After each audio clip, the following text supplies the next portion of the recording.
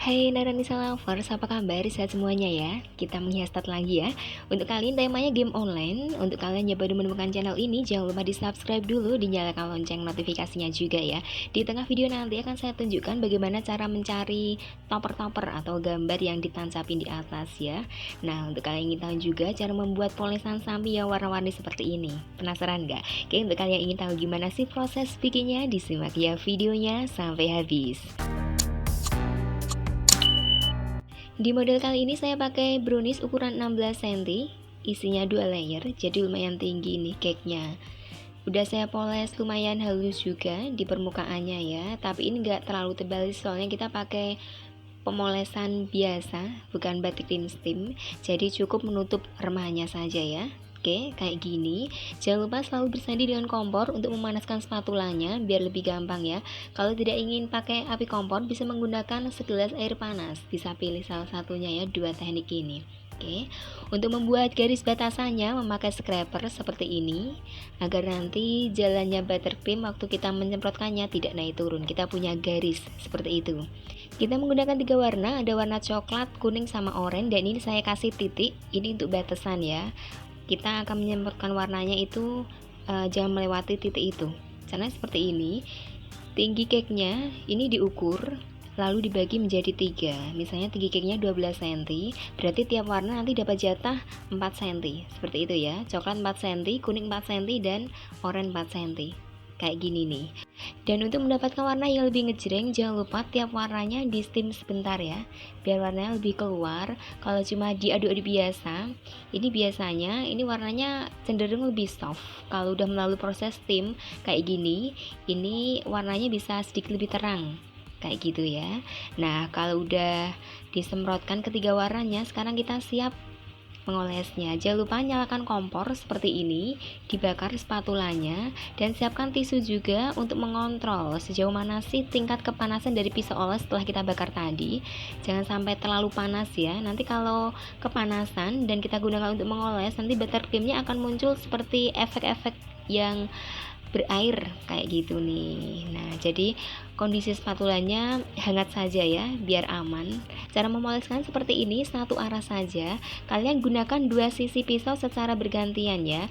Kalau polesan yang pertama udah, itu kan kotor ya sisi yang satu. Nah, untuk sisi yang sebelahnya itu kan masih bersih, itu digunakan untuk mengoles lagi. Jadi proses pemanasan pisau olesnya ini digunakan 2 kali ya, 2 kali secara bergantian kayak gitu nih. Ini dilakukan secara berulang sampai kita mendapatkan hasil polesan yang benar-benar mulus, benar-benar halus sesuai yang kita inginkan. Jadi pisaunya dilap dulu, dibakar, dilap lagi, terus digunakan untuk mengoles. Pokoknya gitu terus ya prosesnya sampai benar-benar mulus permukaan yang samping sesuai yang kita harapkan. Oke, kayak gitu. Nah, kalau kalian tidak ingin pakai api kompor, kalian juga bisa menggunakan segelas air panas. Nanti pisau olesnya dicelupkan ya di dalam air panas itu.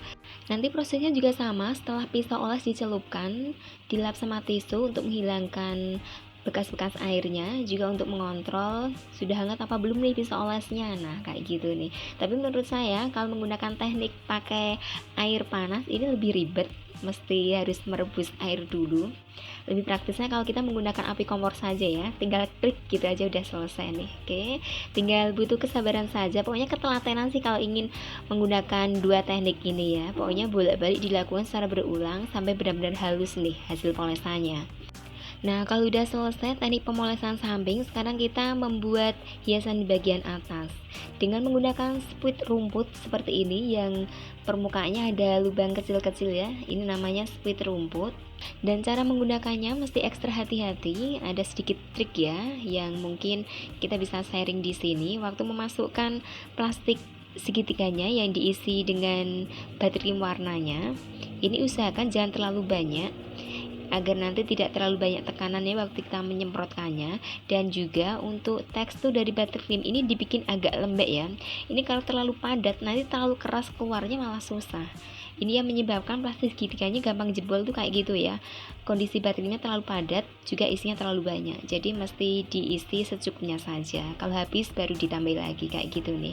Oke. Next, sekarang kita menggunakan split bintang bikin ombre bagian bawah seperti ini. Fungsi ombre kayak gini untuk menutup perpotongan polesan paling bawah yang nempel di tatangan tatnya, biar lebih cantik dan biar nggak polos-polos banget juga ya. Nah kayak gini, untuk model ombrenya kalian sesuaikan dengan selera masing-masing. Kalau saya inginnya seperti ini juga bisa dibentuk bulatan-bulatan ya, pokoknya sesuai dengan kreativitas saja. Kalau sudah selesai pembuatan ombrenya, sekarang kita menyiapkan topper yang akan kita tancapkan di atas cake. Ini saya print di studio foto dengan memakai kertas foto ya, biar hasilnya lebih bagus, lebih cerah seperti ini. Dan untuk kalian yang masih bingung bagaimana mendapatkan topper-topper yang bagus tanpa harus membelinya di TPK, yang pasti harganya ini jauh lebih murah. Kita bisa mencari gambar-gambar yang lebih bervariasi, ukurannya bisa disetting juga, dikasih tulisan juga. Nah caranya kayak gini nih, kalian buka saja Google di HP kalian masing-masing dan di kolom pencarian ketik nama karakter yang ingin dicari. Berhubung kali ini modelnya Free Fire, jadi saya ketik Free Fire Topper Printable kayak gini ya penulisannya.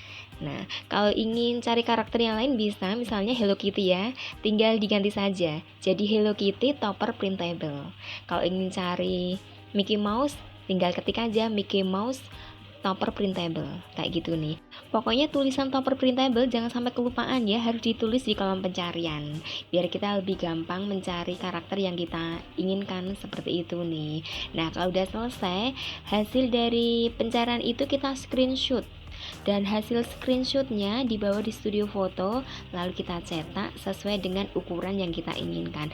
Ini disesuaikan juga dengan besar cake yang kita gunakan. Misalnya kalau saya ya, kalau bikin tat ukuran 18 cm, saya cetak karakternya itu tingginya 8 cm saja.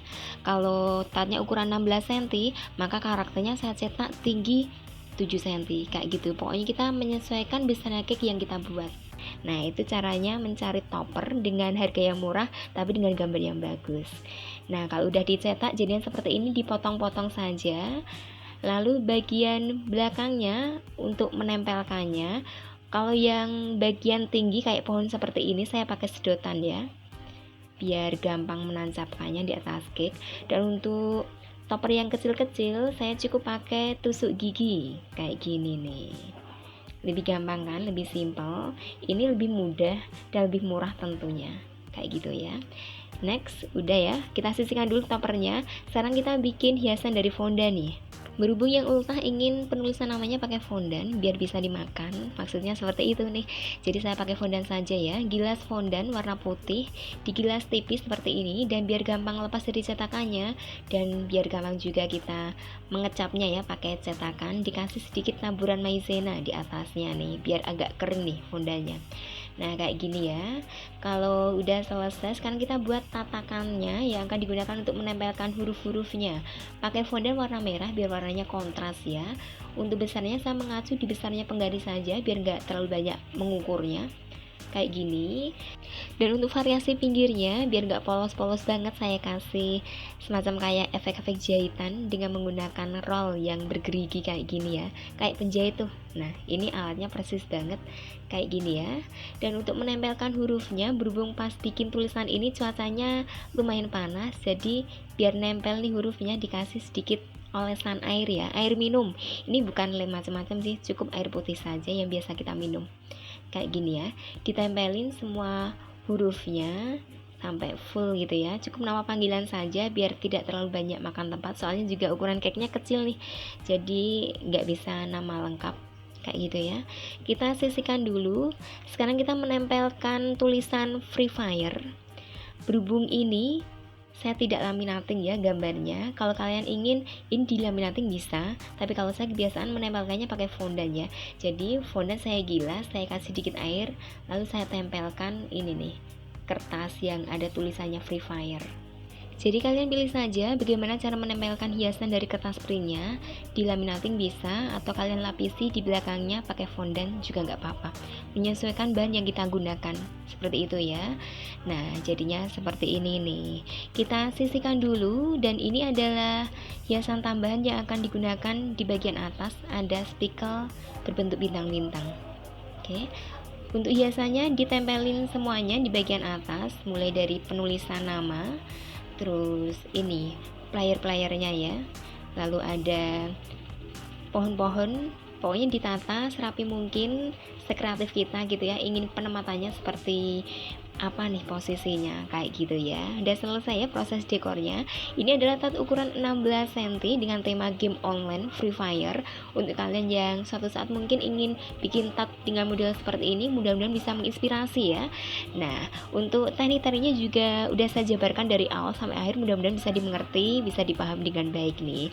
Yang suka dengan video ini jangan lupa di subscribe dulu, dinyalakan lonceng notifikasinya juga, biar kalian tidak ketinggalan tutorial terbaru dari Naranisa Cake. Makasih ya atas kesetaan di channel ini, ditunggu lagi untuk video berikutnya. Sampai jumpa lagi.